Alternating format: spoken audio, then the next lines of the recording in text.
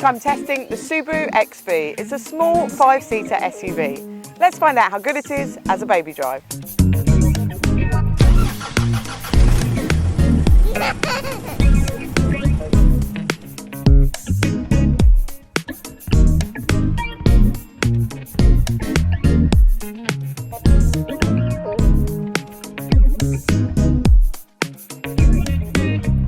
In the back of the XV there are ISOFIX in the 2 outer seats. They aren't with end plastic guides, but they're relatively easy to connect to. There are top tether anchorages on the back of all 3 seat backs. They're nice and easy to connect to through the boot and within plastic guides. Now I found we could only install 2 child seats in the back here. There wasn't room for a third in the middle, and I could only just squeeze in that central seat between the 2 seats. I found with a rear-facing child seat on the driver's side, I could only just sit in the front there, and I'm 162 centimetres, whereas on the passenger side we could get about a 180 centimetre passenger in front, which is good.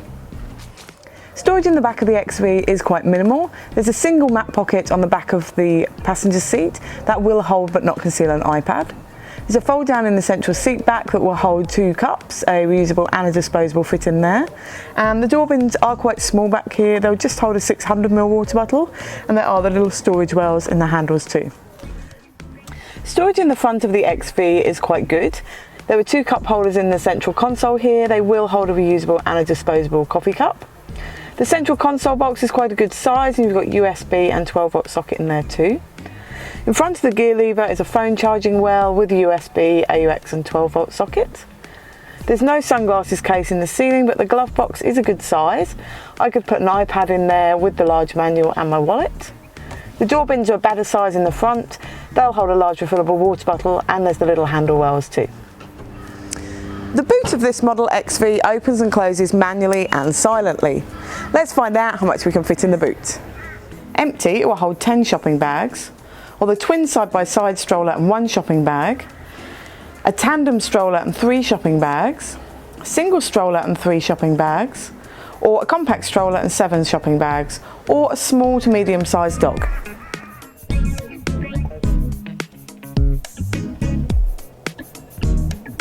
The XV is an enjoyable little car to drive.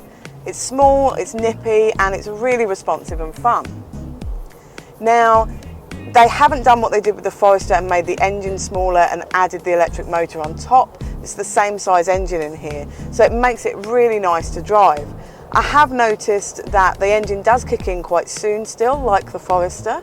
There doesn't seem to be the clunk between the two that I felt I could feel in the Forester. Also, I don't think I could drive my daughter to sleep on battery alone in this hybrid.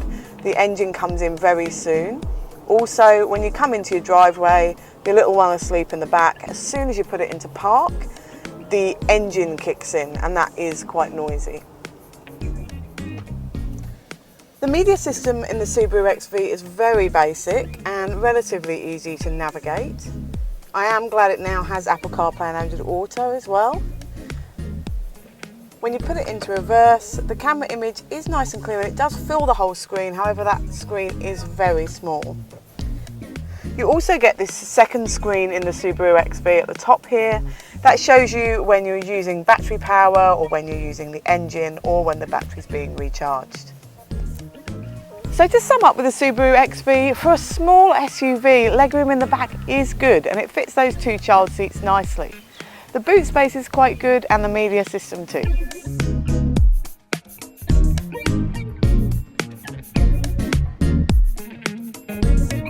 Read the full reviews at BabyDrive.com.au.